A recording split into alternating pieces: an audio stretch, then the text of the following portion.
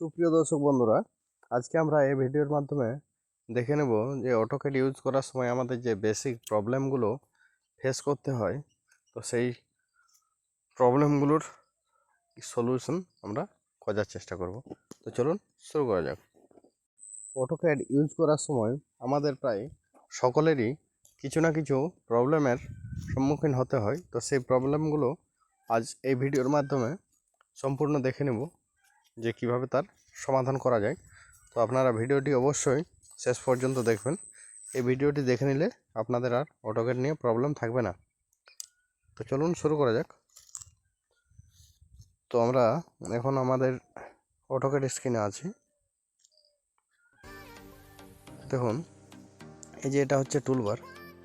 তো টুলবারে আমাদের কিছুগুলো অপশান আছে। তো আমরা যদি বড় স্ক্রিন করতে চাই তাহলে Ctrl+0 প্রেস করব কিবোর্ড থেকে। দেখুন ফুল স্ক্রিন হয়ে গেছে, Ctrl+0, ঠিক আছে। তো আপনারা কিবোর্ড থেকে সিম্পলি Ctrl+0 প্রেস করবেন, তাহলে আপনার ফুল স্ক্রিন মোড অন হয়ে যাবে। আবার Ctrl+0 কিবোর্ডে প্রেস করলে আবার পুনরায় আগের মতো ইন্টারফেস চলে আসবে, ঠিক আছে। হ্যাঁ, দেখুন Ctrl+0 করবেন, ঠিক হয়ে যাবে।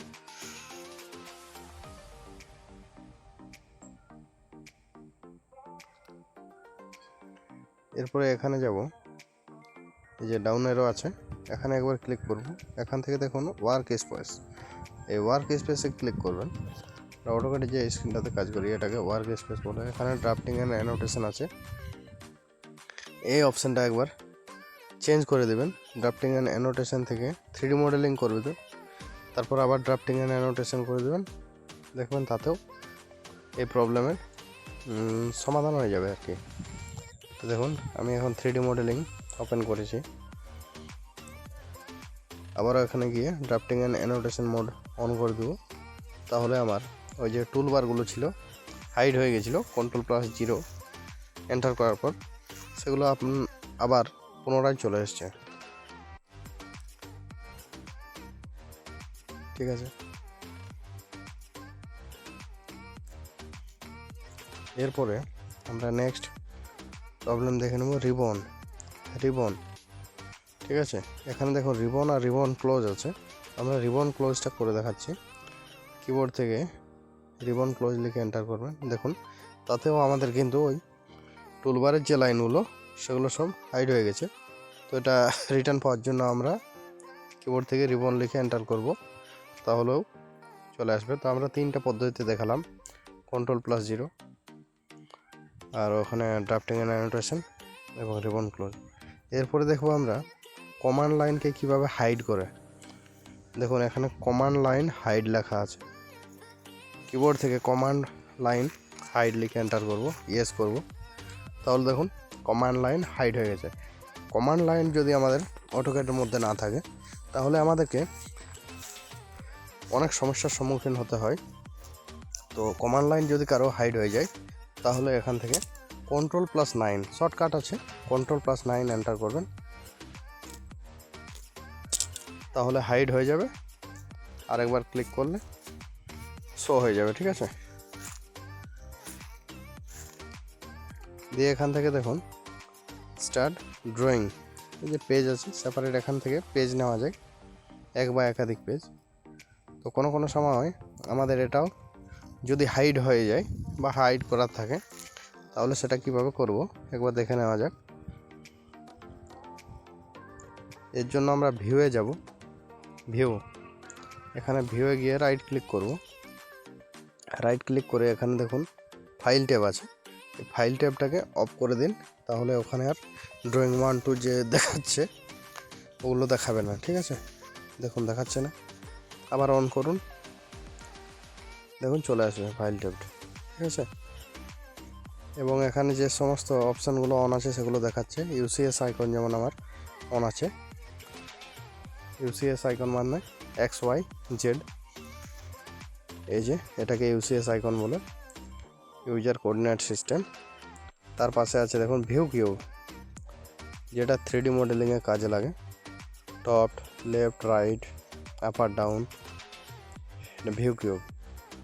ভিউ কিউব যদি প্রয়োজন না হয় তাহলে এখান থেকে হাইড করে দিব। এরপর নেভিগেশন বার, যেখানে পেন এই অপশানগুলো থাকে, এটাকে নেভিগেশন বার বলে। এটা অন আছে তাই দেখাচ্ছে।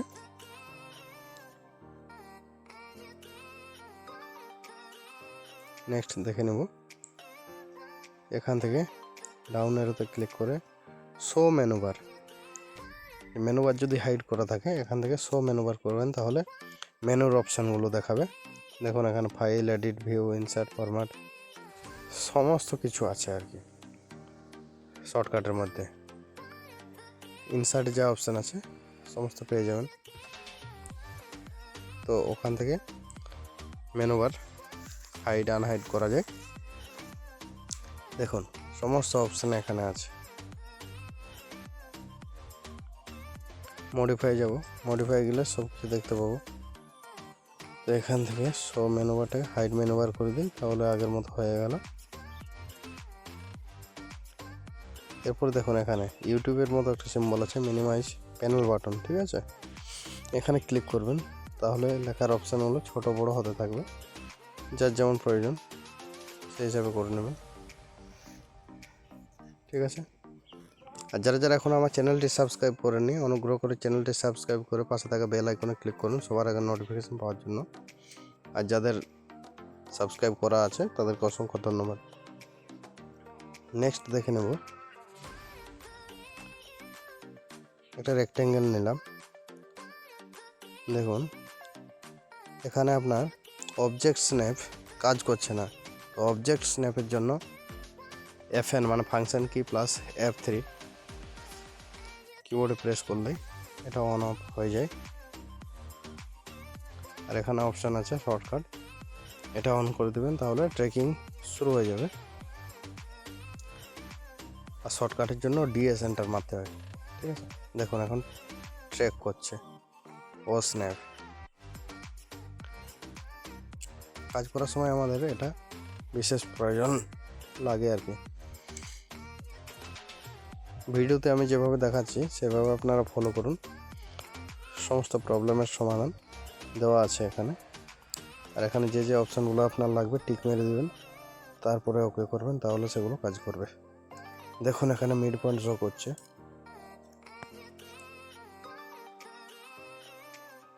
এখানে দেখুন snap cursor two 2D reference, এটা মনে রাখতে হবে, তবে ট্রেকিং হবে। এখানে দেখুন গ্রিড বরাবর কাজ করছে। তো এই গ্রিডটা অফ করার জন্য আপনাকে এই অপশানটা চুজ করতে হবে। দেখুন আমি ইচ্ছে মতো কারসারকে নিয়ে যেতে পারছি না, গ্রিডকে ট্রেকিং করছে, ঠিক আছে। তো এর জন্য আমাকে এই যে স্ন্যাপ মোড আছে F9 শর্টকাট, গ্রিড এটাকে অফ করে দিতে হবে F9 দিয়ে, ঠিক আছে। আর যেগুলো এখানে অন থাকবে সেগুলো ব্লু লাইন হয়ে থাকবে। দেখুন অফ হয়ে গেছে। দেখুন এখন আমি ইচ্ছা মতো কারসারটিকে নিয়ে যেতে পারছি। দেখুন ইচ্ছে মতো টানতে পারছি, কিন্তু ওটা যদি অন হয়ে থাকে তাহলে আমি ইচ্ছে মতো লাইন ড্র করতে পারবো না।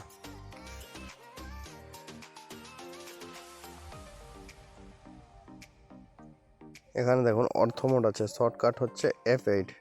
অর্থ মোড হলে পুরো 90 ডিগ্রিতে লাইন ড্র হবে, হয় নর্থ সাউথ কিংবা ইস্ট ওয়েস্ট ডিরেকশনে, ঠিক আছে। অ্যাঙ্গেলে ড্র হবে না, অনলি 90 ডিগ্রিতে ড্র হবে।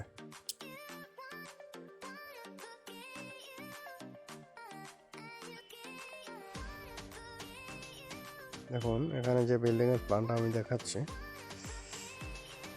এই প্ল্যানে অনেক সময় আমাদেরকে কলাম সেন্টার লাইন দিতে হয়, তখন আমরা সেটা কনস্ট্রাকশনের লাইনের সাহায্যে 90 ডিগ্রি হিসাবে নিই আর কি। সেই সময় এটা কাজে লাগে। আরও অনেক ইউজ আছে, আপনারা ইউজ করতে করতে জেনে যাবেন। তো আমি ধারণাটা দিয়ে দিলাম, অর্থ মোড অন হলে পুরো সিধে লাইন টানা যায় আর কি। অটোক্যাডে কোনো ড্রয়িং বা কোনো ইমেজ ইনসার্ট করার সময় আমাদের অনেক সময় চোখে ভিজিবল নাও হতে পারে বা নাও দেখাতে পারে। তো সেই সময় আমাদের কি করতে হবে, কিবোর্ড থেকে জেড এন্টার এ এন্টার মারতে হবে। জেড এন্টার মানে হচ্ছে জুম, আর এ এন্টার মানে হচ্ছে অল, মানে পুরো ওয়ার্ক স্পেসটাকে জুম করে দেখানো হচ্ছে। তাহলে আপনার চোখের সামনে ভিজিবল হবে। জেড এন্টার এ এন্টার মারে দেবেন, তাহলে হয়ে যাবে।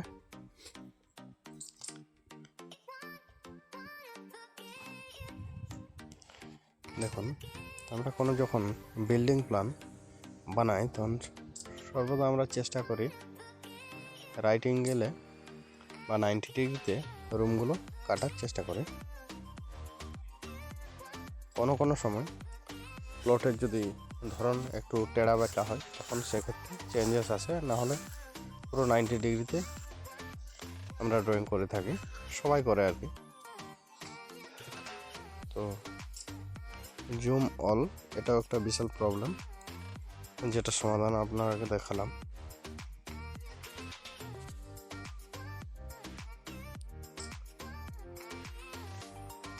দেখুন, এখানে এলিভেশন পর্যন্ত আমার আঁকা আছে, প্ল্যান আর এলিভেশন, ঠিক আছে। টপ ভিউকে প্ল্যান বলে আর ফ্রন্ট ভিউকে এলিভেশন বলে, ঠিক আছে।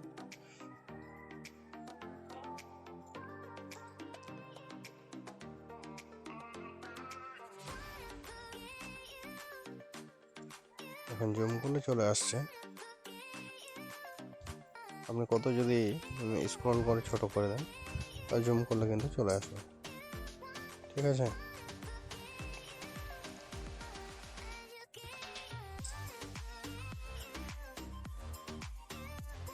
দেখুন কমান্ড লাইন,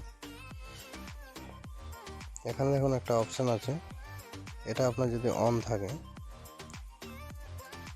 তবে কিন্তু আপনি যা টাইপ করবেন সেটা দেখতে পাবেন। এখানে কাস্টমাইজেশন যান, এখানে দেখুন ডাইনামিক ইনপুট।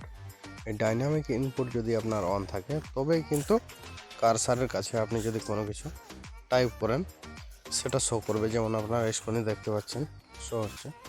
আর এই ডাইনামিক ইনপুট যদি অফ থাকে তাহলে কিন্তু দেখা যাবে না, শুধুমাত্র কমান্ড লাইনে টাইপ হবে। তো কাজ করার সময় আপনারা অবশ্যই ডাইনামিক ইনপুটটা অন করে নেবেন। দেখুন, আর যেসব অপশানগুলো এখানে অন আছে সেগুলো ব্লু কালারের হয়ে থাকবে।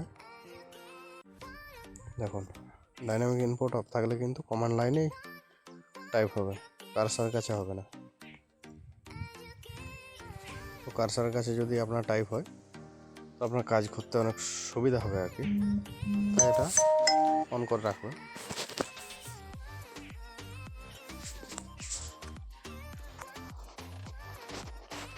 নেক্সট দেখে নেব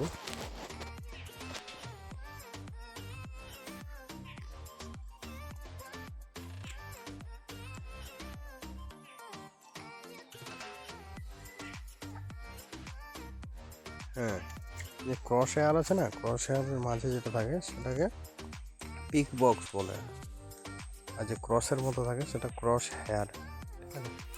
এর সাইজ অনেক সময় ছোটো বড়ো করতে হয়, সেটা আপনারা ওপি এন্টার মেরে করে নিতে পারবেন, ঠিক আছে। সাইজ বাড়িয়ে দেবেন, হয়ে যাবে। তাহলে ক্রস হেয়ার কি, পিক বক্স কি বুঝতে পেরেছেন। এরপরে দেখুন, এখান থেকে অপশানে যাব বা ওপি এন্টার করলেও চলে আসবে, দিয়ে ডিসপ্লেতে যাব। ডিসপ্লেতে গিয়ে দেখুন এখানে ক্রস হেয়ার সাইজ, এটাকে বড় করে নেবেন, ঠিক আছে। মিনিমাম 15 থেকে বেশি হলেই আমার সুবিধা হবে আর কি, একটু বড় দেখাবে। তারপরে সিলেকশানে যাব, এখানে দেখুন grip size and pick box size, এই দুটো অপশনেই একটু বাড়িয়ে নেবেন, ঠিক আছে। তাহলে চোখে প্রেশার লাগবে না আর কি পয়েন্টগুলো দেখতে। তাহলে ওপি এন্টার করে ওই অপশানটা পেয়ে যাবেন।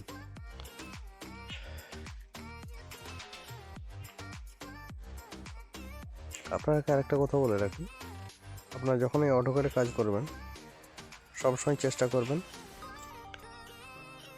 কমান্ড টাইপ করে, ঠিক আছে। কোনো অপশানে গিয়ে পলিলাইনে গিয়ে ক্লিক করে কাজ করলে অনেক দেরি হয়, তাই কমান্ড লাইনে কাজ করবেন কমান্ড দিয়ে।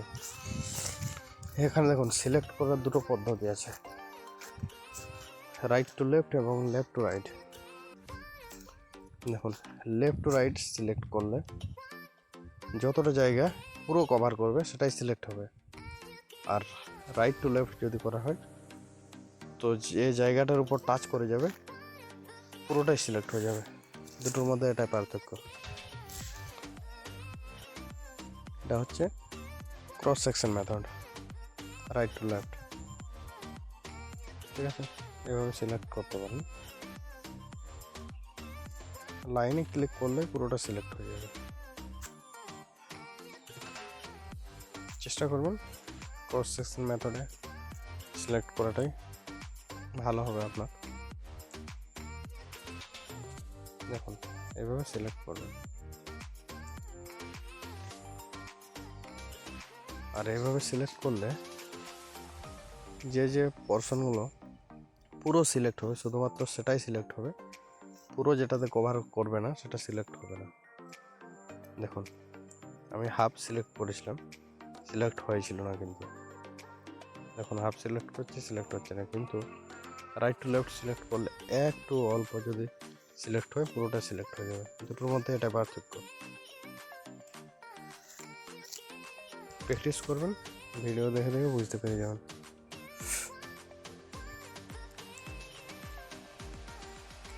তারপরে দেখুন এখানে যখন ডিস্টেন্স দেওয়ার পর আমাদের টেক্সট সাইজটা কিন্তু ভিজিবল হয় না, এই টেক্সটের হাইটটাও কিন্তু আমাদেরকে বাড়িয়ে নিতে হয়, অনেক সময় বাড়িয়ে নিতে হয়। এটা Ctrl+1 ক্লিক করলেও পেয়ে যাবেন, আবার ডি এন্টার মেরে সেখান থেকে হাইট বাড়াতে পারবেন। ঠিক আছে, এখন ডি এন্টার, এরপর মডিফাই যাব।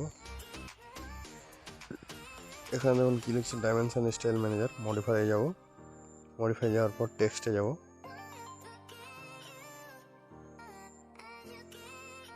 এখানেও চেঞ্জ করা যায় আর কি।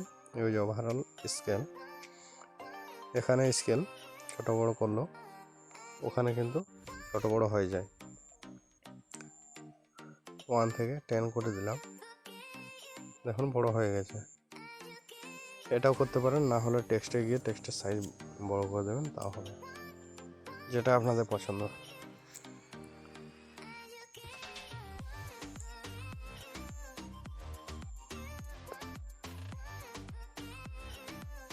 এখান থেকে 1 করে দিলাম, 0.2 করে দিলাম, ছোট হয়ে যাবে।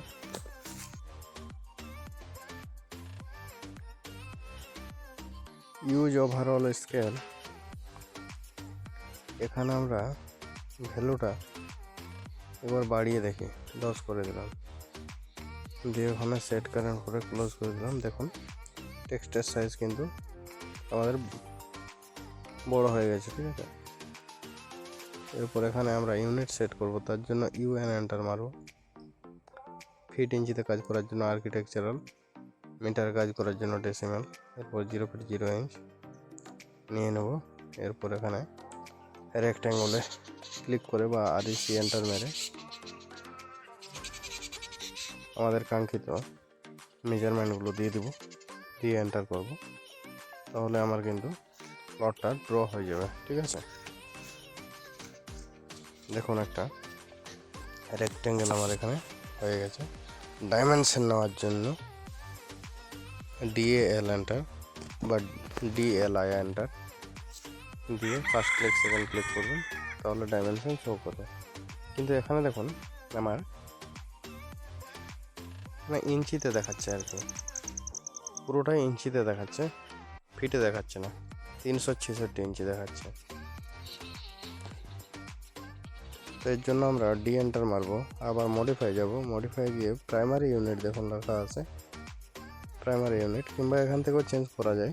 ঠিক আছে, তো সব করবো না, প্রাইমারি ইউনিটে ওখানে ইউনিট সেট করার সময় UN এন্টার মেরে যেটা দিয়েছিলাম সেটাই রাখবো আমরা। ওখানে যদি आपको नजर आ रहे होंगे, तो यहाँ पर जाना है आपको, ठीक है। और यहाँ पर आप देख सकते हो कि यूनिट फॉर्मेट इसको चेंज करना है, तो डेसिमल की जगह यहाँ पर आप आर्किटेक्चरल रख दीजिए। तो अगर आप यहाँ पर आर्किटेक्चरल रखते हो तभी आपको आपके डायमेंशन फीट इंचेस में शो होंगे। तो अब मैं यहाँ पर ओके कर देता हूँ और क्लोज कर देता हूँ। तो आप देख सकते हो कि हमारे डायमेंशन अब फीट इंचेस में शो हो रहे हैं। तो ये सेटिंग बहुत ही ज्यादा इंपॉर्टेंट है। तो चलिए मिलते हैं नेक्स्ट वीडियो में। अगर आपको ये वीडियो अच्छा लगा है तो आप इसे लाइक कर सकते हो और कमेंट कर सकते हो। आपको कोई भी